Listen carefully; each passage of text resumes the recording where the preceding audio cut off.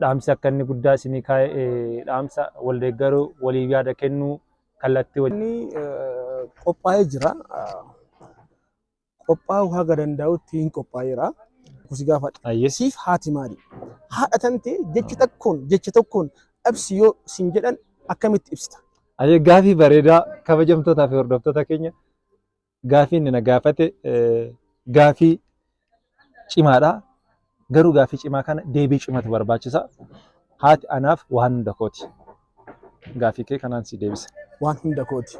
Keenya maal akka nyaatte, maal akka uffatte, jireenya akkam akka jiraataa jirtu hin beeknu. Ijoolleen amma magaalatti galanii jireenya fi geggeessa haadha isaanii baadiyyaatti gatanii maal akkasiin jiraattu, maal akkasiin uffattu, jireenya akkam akka Ashama harka fuuni kabajamtootaa fi hordoftoota chaanaalii Abdii Miidiyaa. Kun chaanaalii Abdii Miidiyaa jedhama. Chaanaaliin Abdii Miidiyaa hojiilee hedduu kaayeffatee kan banamedha. Kanaaf namoonni chaanaalii kana haarawaa taatan subscribe gochuudhaan akka jajjabeessitan isiniin jenna. Egaa chaanaaliin kun kaayyoolee gurguddoo kan qabate yoo ta'u, kaayyoolee isaa sanii nama hojii isaa keessatti kan argitan ta'a. Kanaafuu abdii guutuudhaan chaanaalii Abdii Miidiyaa akka subscribe gootan affeeramtaniitu. Kallattiimaan ammoo gaafii deebii abbaa chaanaalii kana wajjin kan taasifnu ta'a. Hanga xumuratti nu hordofaan affeerraa keenya. Egaa kabajamtootaa fi hordoftoota chaanaalii kanaa kun chaanaalii Abdii Miidiyaa jedhama. Chaanaaliin Abdii Miidiyaa nama cimaa tokko kan ol isin barsiifnu ta'a. Abbaa chaanaalii kanaati. Isinis chaanaalii kanaa kanneen haaraa taatan subscribe gochuudhaan yookiin maatii ta'uudhaan akka jajjabeessitan asumaan yookiin gamanumaan dhaamsa kan isin dabarsinu ta'a. Amma immoo gaafiif deebii xiqqoo abbaa miidiyaa kana wajjin qabna. Egaa chaanaalii yuutuubii Abdii Miidiyaa jedhu subscribe gochuu akka hin daganne isiniin jenna. Kallattiimaan obboleessa keenya wajjin kan wal baratan ta'a. Mee duraan dursinee gara kaayyoo fi gaafilee dimshaashatti osoo hin deemne ati eenyu waan jedhu dhaggeeffattoota keenyaaf barsiisi. Duraan durseetii bakka kanatti naaf feeru kan keetiif guddaa galatoomi.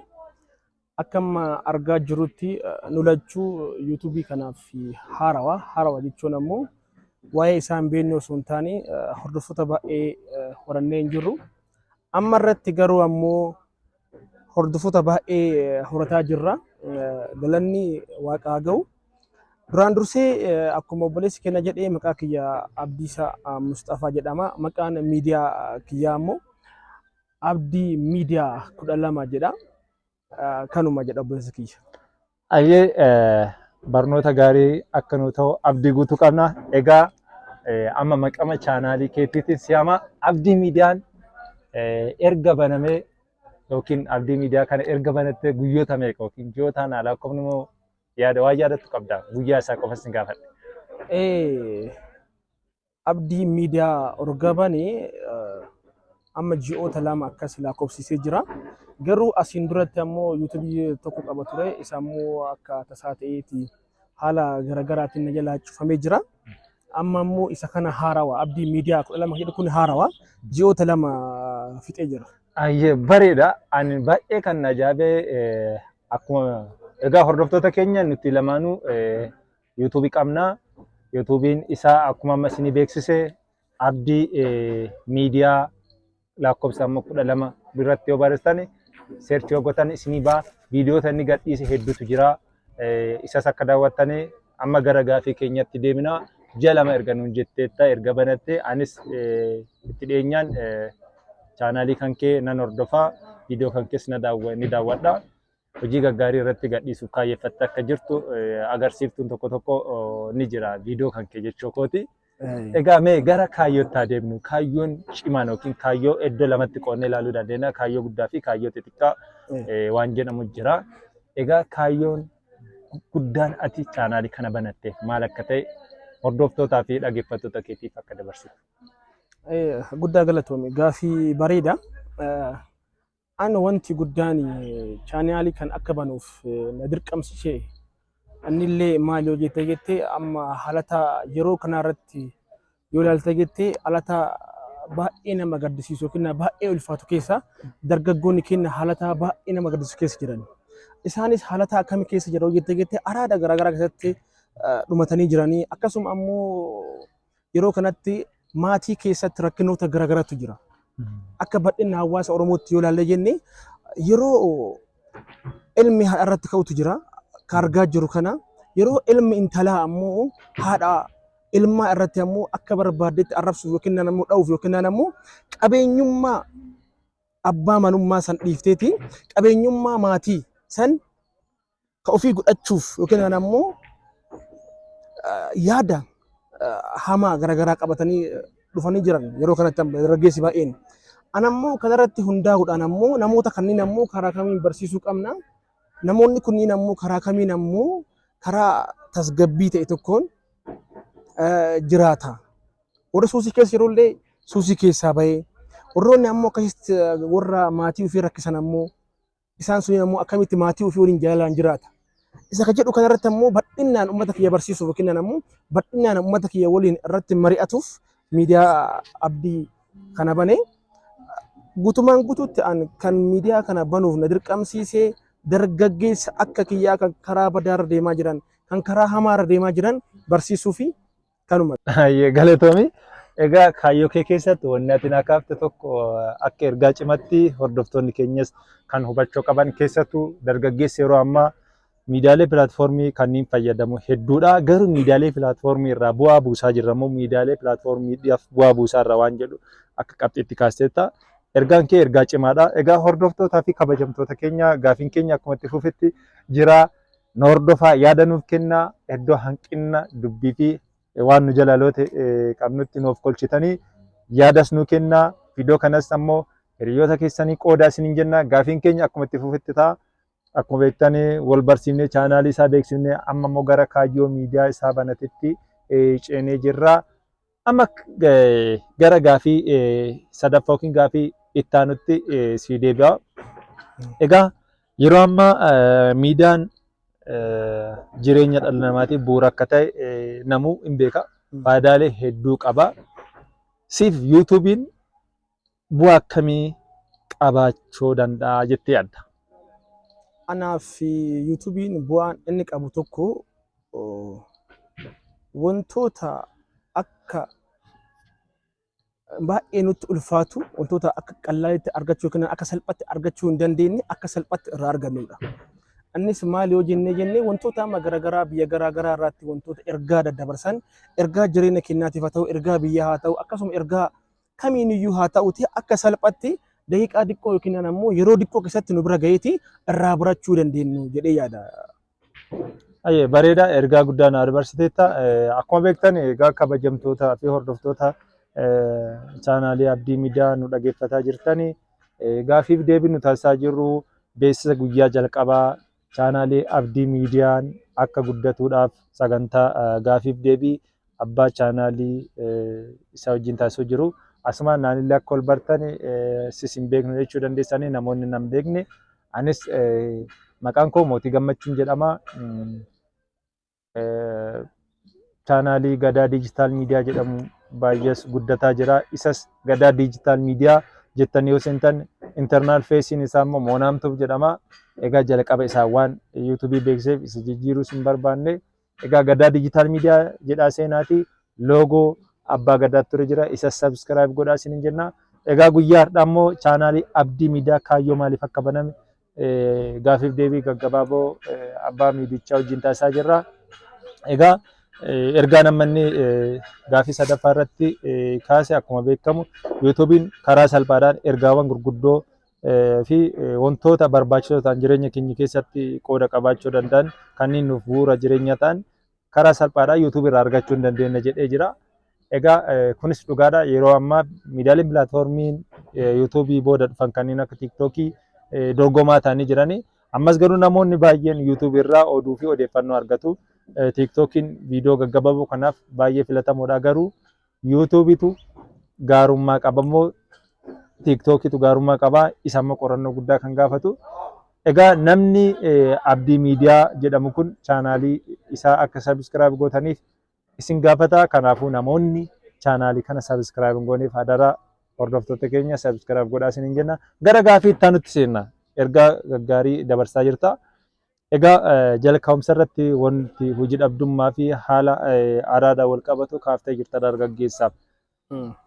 Egaa itti fayyadama YouTube kana hanga ilaalte akka sabaatti nuti YouTube fayyadamnu irratti bu'a qabeessummaa namni subscribe miliyoona seene jira. Akka miidiyaattis akka nama dhuunfaatti odeeffannoo qabda.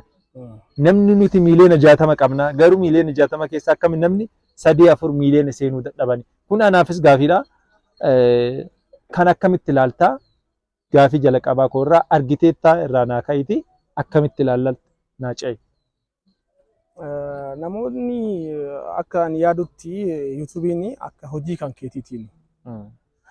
YouTube'n namoota baay'ee yoo ilaaltee jiraatte namoonni baay'een dalagaa isaa yeroo seeraan hojjette akkasuma argattan. Fakkeenyaaf sabicha osoo hin taane wantoonni kamiyyuu yoo seeraan dalagde yoo seeraan qabatte jettee wantoonni ol siin dabale tokkollee hin jiraatu. Akkuma kana kunillee chaanaaliin YouTube kunillee yoo seeraan qabde yoo seeraan irratti hojjette akkuma isa kaanii miliyoona seewwandeetta haga achi ol deemuu dandeetta. Kana yoo maali hojiin kan kee dirqama wanta godhu hojii kan kee irratti dirqama hojiin kun keeyyatee hojjetu qabda. Kabira ammoo yeroo jalqaba irratti gaafii tokko irratti na gaafate turte waan tokko irraa fudhadhee ture. Innis wanti tokko kun maali waa'ee gaafii lammaffaa irratti maaliif bantee kaayyoon kan kee maali jettee fi kaayyoo kiyarraa waan lamaa si tuqee ture. Inni sadaffaan ammoo jechuu barbaadu yoo jiraate isinis dargaggeessi kunniin akka ergaatitti dargaggeessi bakka garaagaraa teettanii araada garaagaraa irratti bobbaatanii jirtan hundumti keessanuu YouTube'n qarshii hin kaffala. Kabira ammoo ergaa keessanis akka gabaabatti ittiin dabarfachuu dandeettanii. Inni sadaffaan ammoo jireenya keessanis ittiin jiraachuu dandeettan. Kana waan ta'eef dargaggeessis haa ta'u inni kamiyyuu inni dubbachuu dandeettu inni karaa kamiyyuu deemuu dandeettu kamiinuu gara hojii bobbaatanii osoo gara dalagaa bobbaatanii dalagaa hojjetanii isa jedhu yaada qaba. Kana waan ta'eef guddaa galatoomii kabira kan jechuu barbaadu yoo jiraate maatii Abdii Miidiyaan yeroo kana hordofate gara miidiyaa kanaatti seenu miidiyaan kunin bu'aa bichaaf yookiin bu'aa qofaaf osoo hin taane waliin irraa barannaa wal barsiifnaa namni tokko ofitti hin beekuyyuu ofitti beekuus hin danda'u nama waliin beeka. Anamma muutaa barannaa isin ammoo anda gongoruu danda'a gongora kee kanarratti ammoo ebalu akkasti osoo hin taane ebalu waa balleessee osoo hin taane akka dandeettaniin karaa koomentiitiin haa ta'u karaa sagaleetiin haa ta'u bilbila koos isinii kaa sagalee bilbila kee telegiraamii irrattis sagalee keessanii yaadana kaati kumishaa kumbadaa kana godhii kanan godhini kana godhii nan jedhaa ulfaadhaa. Egaa kabajamtootaa fi hordoftoota chaanaalii Abdii Miidiyaa kanneen taatanii gaafiif deebii keenya gara xumuratti deemnee jirra. Nuni fatina kanaafuu chaanaalii kana ammas akka irra deddeebinee dhaamsa isinii kaa'aa jirrutti egaa abbaan chaanaalichas dhaamsi akka inni guddaa isinii kaa'ee dhaamsa wal deeggaruu walii yaada kennuu kallattii walii akeekuu akka ta'e dhumarratti amma kaasee jira.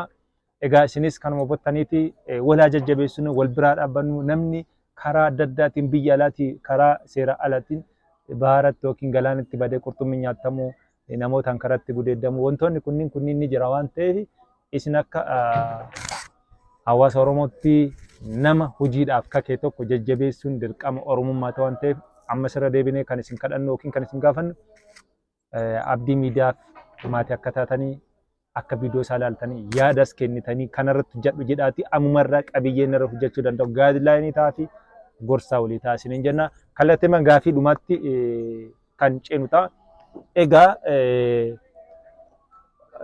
obboleessa koo ani hariiroo baay'ees waliin qabna akkuma beektanii beekamu hojiilee tokko tokkos wajjin hojjannee milkaa'aa dhabnus gara fuulduratti ni milkoomna jennee abdii qabna.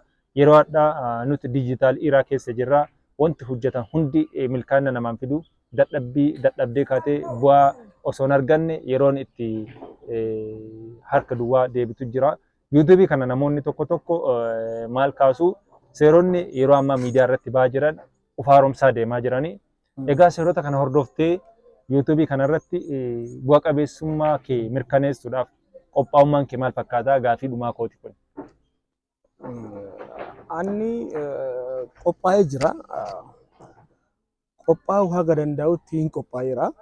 Garuu ammoo akkuma dura dubbachuuf yaaletti namni tokko an ofitti ka qophaa'e qofti gaadhaa miti. Nama waliinii si waliinii akkasuma immoo daawwattoota tokko waliinii akkasuma uummata Oromoo bal'aa waliinii sagantaa babbareedaa sagantaa barumsa qabu sagantaa akka kiyyatti sagantaa irraa barannaa irrattis wal gargaarraa isa jedhu irratti qophaa'ee dhufee jira. Isa kanatti ammoo bal'inaan irratti hojjechuufis qophii xumuree jira. Isa kanas wanta xiqqootu naan qataa isaan akkamitti hojjedha jettee yaadde istiidiyoos banuuf karoora qabadhee jira. Waan ammoo na gargaara. Kan ammoo walumaan jirra. Walumaan waan arginu ta'a. Asirratti asumaan dhimma koo keessaa qophii baay'ee itti qophaa'u keessaa tokko yoo jiraate waa'ee haadhaati. Waa'ee haadhaati. Haadha hojjedhu haati maali? Ifa manaa godhi asumaan gaafii tokko si gaafadha. Daawwattoota koo akkasuma dhiifama. Asumaan gaafii tokko si gaafadha. Asumaan akka uummata kiyyaaf deebii ta'uu fi kaayyoon koo maali? Adeemsi koo maali? Maal irratti hojjechuu barbaada jettuu fi isa kana adhamee tokko jedhee isa guddaa irraa gaafii tokko si gaafadha. Siif haati maali? Haadha tante jecha tokkoon dhabsi yoo sin jedhan akkamitti ibsita? Gaafii bareedaa kabajamtootaa fi hordoftoota keenya. Gaafii inni na gaafate gaafii cimaadha. Garuu gaafii cimaa kana deebii cimaatu barbaachisa. Haati anaaf waan hunda kooti. Gaafii kee kanaan si deebisa. Waan hunda kooti. Marree akkuma dhageettan haadha teessan isinillee komentii jalatti naa barreessaa. Haati siif maali? Haadha tante jecha tokkoon ibsi yoo sin jedhan akkamitti ibsita? Addunyaa kanarraa eenyuun badhaasta yookiin ammoo eenyuun warqii adda ta'e eenyuun badhaasta yoo jedhamte eenyuun badhaasta. Kan ammoo yaada keessan komentii jalatti naa kaayaa. Marree asumaan ergaa koo guddaa kan dabarsuu barbaadu hundumti keessanuu haati teessan isiniif maali? Isin dargaggeettiin shamarree eenyullee haa ta'uutiti inni haadha tantee rakkisaa jirtu warra haadha hin qabne irraa hubadhu. Ulfaadha. Egaa kabajamtootaa fi hordoftoota Abdii Miidiyaa ergaan obboleessi keenya yookiin abbaan chaanaalii Abdii Miidiyaa nu dabarse ergaa ulfaataadha.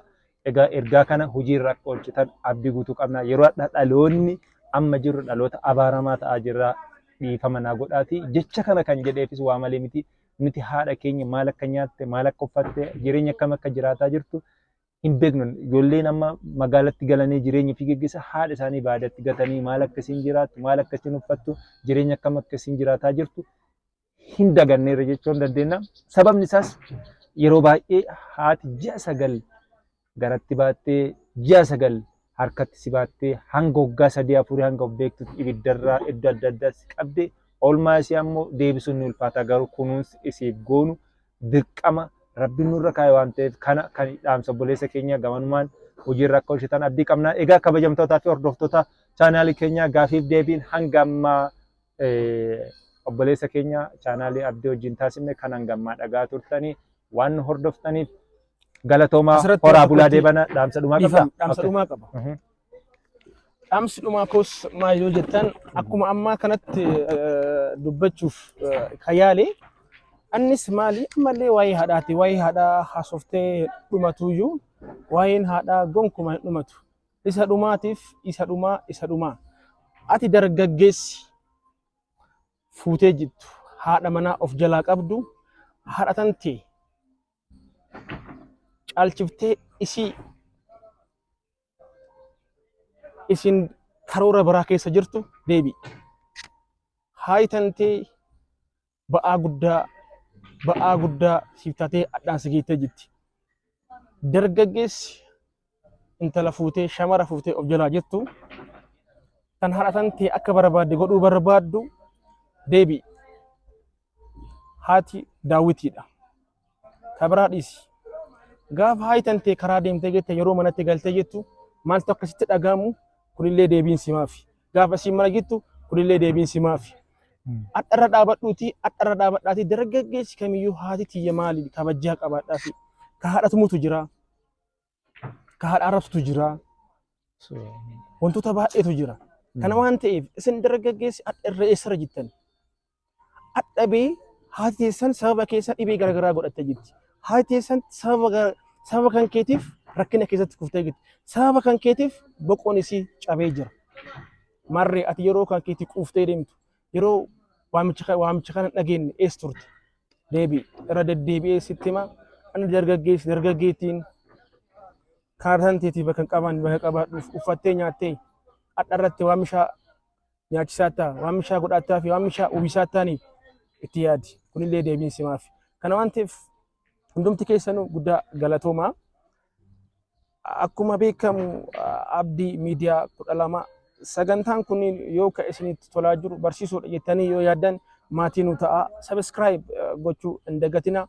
Kana boodas sagantaa babbareedaa akkasuma immoo kawaayee obboleessaa, obboleettii, haadhaa akkasuma qaama biraa yoo obboleessi fuudhee galuun qaamni biraa isinitti jedhamu akkasuma yeroo kanatti wantoota uumamaa jiru akkasuma wanta waliin mari'annu ta'a.